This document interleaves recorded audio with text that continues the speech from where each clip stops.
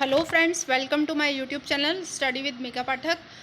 Friends, हम लोग जो है मापन एवं मूल्यांकन का टॉपिक पढ़ रहे थे और आपको पता है कि पार्ट 3 जो है मैं आप लोगों के लिए आज लेकर के आई हूँ। आपको दिखाई दे रहा होगा टाइटल में। इससे पहले जो है मैं 2 वीडियोस अपलोड कर चुकी हूँ मापन एवं मूल्यांकन के, और मैंने आपको बता दिया है कि मैं जो शिक्षण विधियाँ हैं वो एक्चुअली थोड़ा सा डिटेल में पढ़ाने वाली हूँ, क्योंकि देखिए शिक्षण विधियाँ जो बहुत ही ज़्यादा इम्पॉर्टेंट रोल प्ले करती हैं हमारे पूरे पेपर के अंदर, क्योंकि हर एक सेक्शन में जो है 15 क्वेश्चंस जो है शिक्षण विधियों के आते हैं। और ऐसा नहीं होता कि किसी भी विषय, एक पर्टिकुलर विषय की शिक्षण विधि जो है दूसरे विषय में काम नहीं आती। जैसे कि जो लैंग्वेज होती है उसमें तो हम सभी को पता है कि हिंदी की अगर शिक्षण विधि हम लोग सीख लेते हैं एक बार, तो उसका जो यूटिलाइजेशन है वो इंग्लिश में भी हो सकता है। हो सकता है कि सोशल साइंस में जैसे व्याख्या विधि है वो हिंदी में भी होती है और सोशल साइंस में भी होती है। तो देखिए शिक्षण विधियाँ जो है उन्हें थोड़ा सा डिटेल से पढ़ना बहुत ज़रूरी है। मैं साथ में आप लोगों के लिए टेस्ट पेपर्स भी लेकर के आऊँगी। मैं कुछ ही देर में इसके बाद आप लोगों के लिए जो है मापन एवं मूल्यांकन से रिलेटेड एक टेस्ट पेपर जिसमें 15 क्वेश्चंस होंगे, वो टेस्ट पेपर आप लोगों के लिए यहाँ पर अपलोड कर दूँगी। उसके लिए मैं प्लेलिस्ट में अलग जो है थंबनेल बना दूँगी। इसमें से मैंने जो है देखिए कल जो शिक्षण विधियाँ मैंने अपलोड की थी उसमें लिखा हुआ था वस्तुनिष्ठ प्रश्न, यानी कि ऑब्जेक्टिव क्वेश्चंस के बारे में, लेकिन मैंने वो हटा करके थंबनेल चेंज करवा दिया है। तो जिसमें केवल शिक्षण विधियां लिख रहा है वो थोड़ा सा डिटेल में मैंने आप लोगों को बताया हुआ है। उसमें उस सेक्शन में आप जाकर के शिक्षण विधियों को डिटेल से पढ़ सकते हैं। इसके अलावा साथ में प्रैक्टिस करने के लिए मैं आप लोगों के लिए प्रैक्टिस क्वेश्चंस जो हैं इसके, यानी कि जो टेस्ट पेपर्स हैं इनसे रिलेटेड, वो भी साथ में अपलोड करती जाऊँगी, ताकि आप लोग यहाँ से पढ़ें और वहाँ पर जो है प्रैक्टिस करके देख लें। देखिए हम लोगों को जो है कोर्स को थोड़ा सा स्पीडली कवर करना पड़ेगा। 4 महीने के अंदर ही हमको कोर्स को जो है अच्छे तरीके से जो है कवर करना पड़ेगा। तो देखिए मापन एवं मूल्यांकन का जो ये वाला पोर्शन है देखिए एक्चुअली बहुत ही इंपॉर्टेंस रखता है। ये जो पोर्शन है ये आप लोगों के लिए एग्जाम में डायरेक्टली यहाँ से क्वेश्चंस पूछे जाते हैं। इन क्वालिटीज़ के बारे में इंफॉर्मेशन दे करके और 4 ऑप्शन में अलग अलग क्वालिटीज़ डाल करके एग्जामिनर पूछता है कि ये कौन सी विशेषता के अंतर्गत आएगा। तो देखिए हमें हर एक विशेषता को डिटेल से पता होना चाहिए। इसी वजह से मैंने शिक्षण विधियां जो है स्पेशली आप लोगों के लिए यहाँ पर डिटेल में स्टार्ट कर दी है। शिक्षण विधि मैं डिटेल में लेकर के आई हूँ। तो देखिए पहली जो दे रखी है इसमें विशेषता वो है वस्तुनिष्ठता। अब देखिए वस्तुनिष्ठता क्या चीज़ होती है। देखिए वस्तुनिष्ठता को मैं अगर शॉर्ट एंड स्वीट आप लोगों को एक्सप्लेन करूं तो किसी भी जो टेस्ट पेपर में यदि किसी क्वेश्चन का जो आंसर है वो एक ही रहता है तो उसको कहा जाता है वस्तुनिष्ठता। इसका बहुत ही अच्छा एग्जाम्पल है हमारे जो रीट के पेपर का जो पैटर्न है, यानी कि 4 ऑप्शन वाला जो पैटर्न है वही चीज़ वस्तुनिष्ठता होती है। उसमें जो आंसर होता है किसी भी क्वेश्चन का वो केवल एक ही रहता है, तो इसी को कहा जाता है वस्तुनिष्ठता।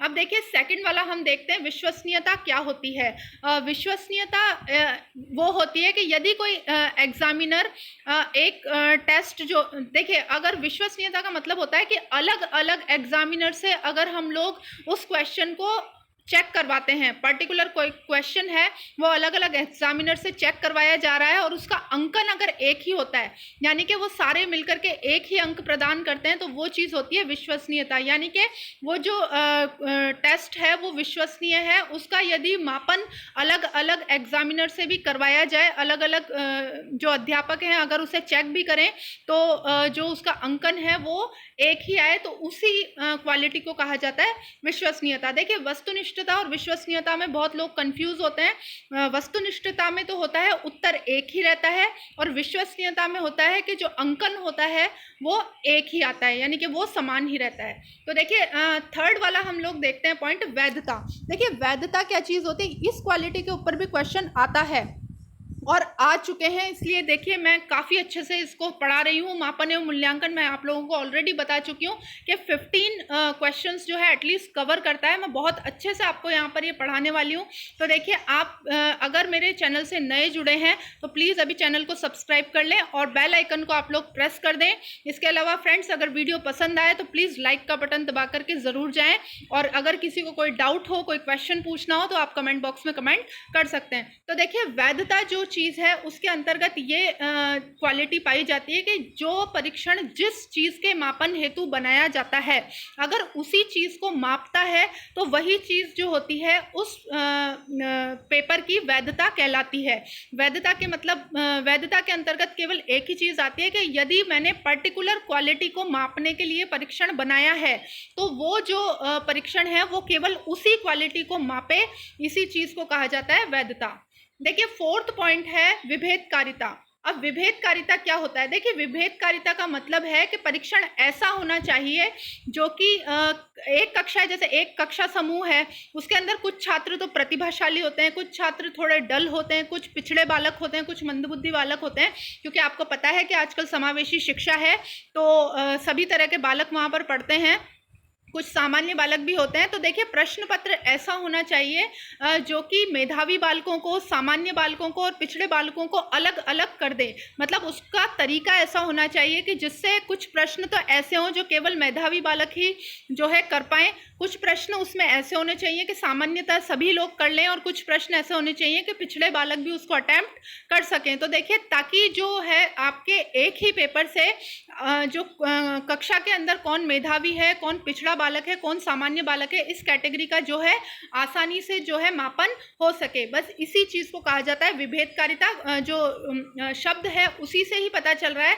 कि विभेदकारिता का मतलब है कि अलग अलग विभेद करके बता दे कि कौन सा छात्र किस कैटेगरी का है।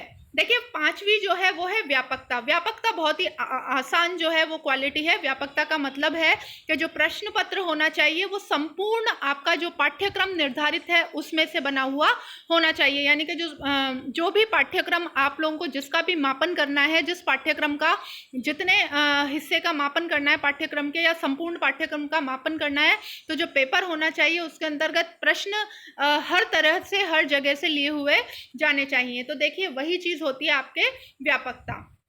छठी जो क्वालिटी है वो है व्यावहारिकता। तो देखिए एक परीक्षण वास्तविक, सरल, आकर्षक और रुचिकर होना चाहिए। यानी कि जो परीक्षण होना चाहिए वो जो होना चाहिए वो व्यावहारिक होना चाहिए। परीक्षण के अंतर्गत जो है व्यावहारिकता का गुण जरूर होना चाहिए, उसे कहा जाता है व्यावहारिकता। और देखिए जो है आगे दे रखा है स्पष्टता। यानी कि परीक्षण में दिए गए प्रश्नों की जो भाषा है सरल, स्पष्ट और विश्वसनीय यानी कि पठन योग्य होनी चाहिए। इसे समझाने की मुझे आवश्यकता नहीं है। अब देखिए मानक।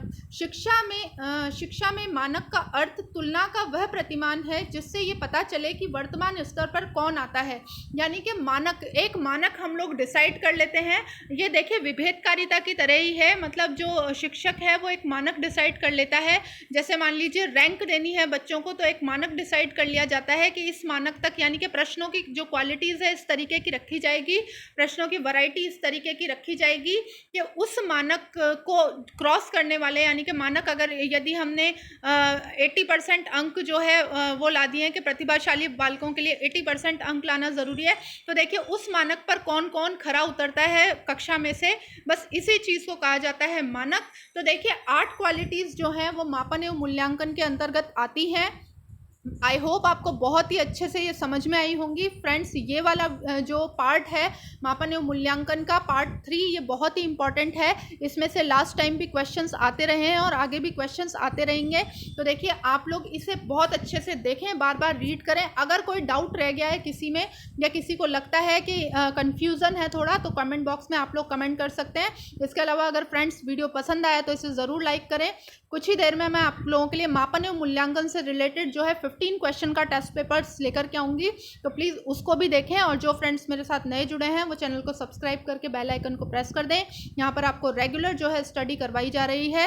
रीट, सीटेट, यूपी टेट, एच टेट, एमपी टेट, इसके अलावा सुपर टेट, इसके अलावा डीएसएसबी के जो एग्ज़ाम्स हैं उनके लिए भी ये चैनल जो है उतना ही यूज़फुल है जितना कि ये रीट के विद्यार्थियों के लिए है। रीट के फर्स्ट लेवल और सेकेंड लेवल के दोनों के विद्यार्थी यहाँ पर पढ़ सकते हैं। तो देखिए हम लगातार यहाँ पर वीडियोज़ अपलोड कर रहे हैं, आप उसका ज़्यादा से ज़्यादा फ़ायदा उठाएँ। तो मिलते हैं नेक्स्ट वीडियो में। नमस्कार।